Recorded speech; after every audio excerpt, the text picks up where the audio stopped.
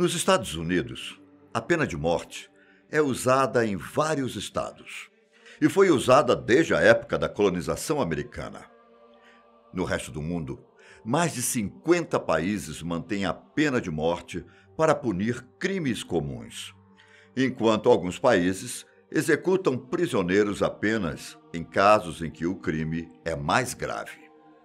E, assim como a gente costuma ver nos filmes, geralmente os prisioneiros têm direito a dar uma última declaração antes de morrer. Palavras que serão memoráveis, pelas quais os outros se lembrarão dessas almas por muito tempo. Eu sou Ivan Lima e vou contar para vocês quais foram as últimas frases mais bizarras, sombrias e assustadoras ditas por presos antes da pena de morte. O primeiro criminoso da nossa lista, vocês já ouviram falar muito sobre ele, principalmente no começo dos anos 2000. Estou falando de Saddam Hussein. Ele foi presidente do Iraque entre julho de 1979 a 9 de abril de 2003, quando ele acabou sendo culpado por crimes contra a humanidade.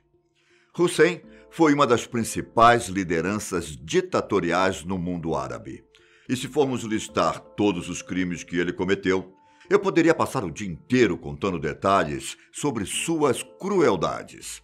Entre elas está o massacre nos anos 80 aos curdos e a execução de milhares de pessoas. Enfim, Saddam Hussein era um genocida. E se tratando do mundo árabe, sua pena foi à altura dos crimes que ele cometeu. Ele foi condenado à morte por enforcamento e executado no dia 30 de dezembro de 2006. Antes de morrer, o ex-ditador recitou o trecho sobre a fé muçulmana. Eu testemunho que não existe outro Deus que não Alá, e que Maomé é seu profeta. E antes de repetir a oração, Saddam Hussein foi enforcado.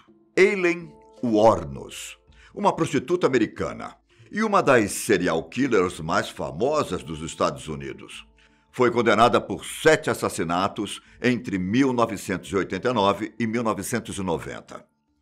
Eileen teve uma infância muito problemática.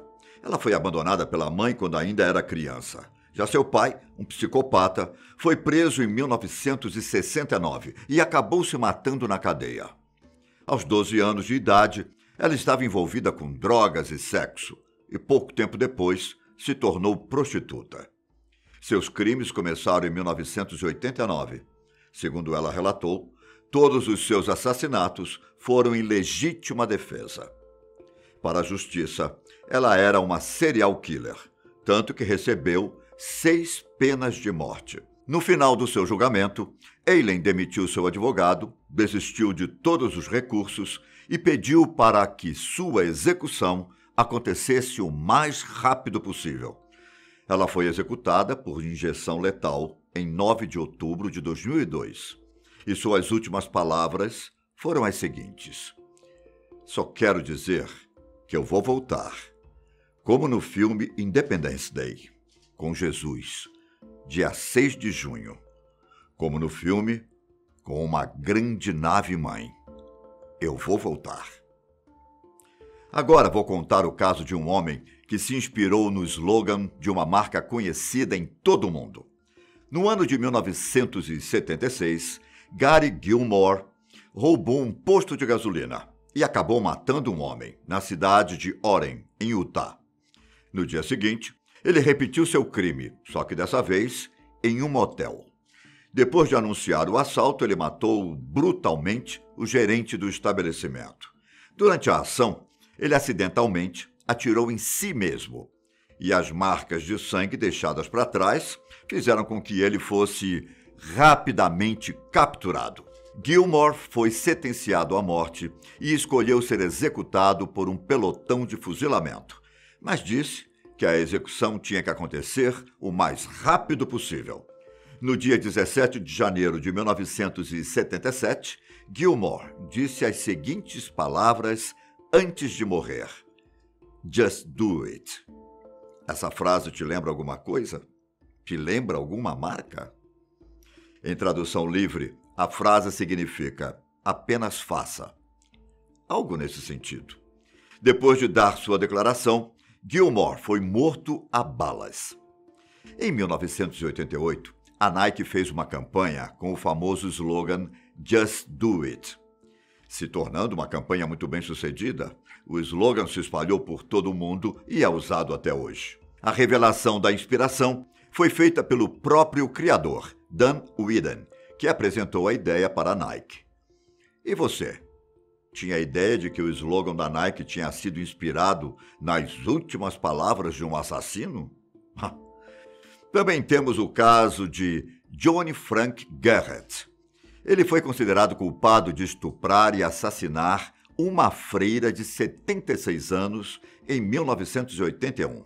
Mas seu caso foi muito debatido, principalmente em 1992, por causa de dois fatos.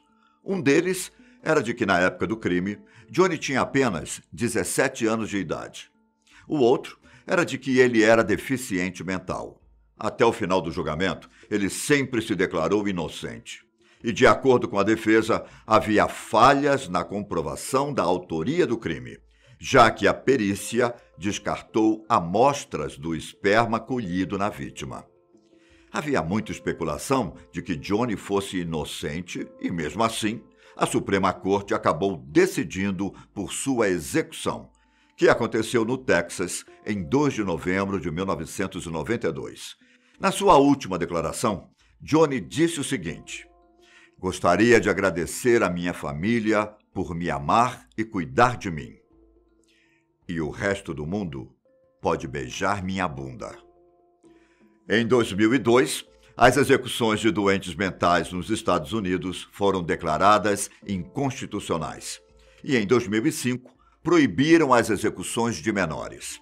E como estamos falando de criminosos que foram executados, o famoso Ted Bundy não poderia ficar de fora, sendo um dos criminosos mais notórios do século XX. Ted era um serial killer, estuprador e necrófilo, responsável pelo assassinato de 36 mulheres.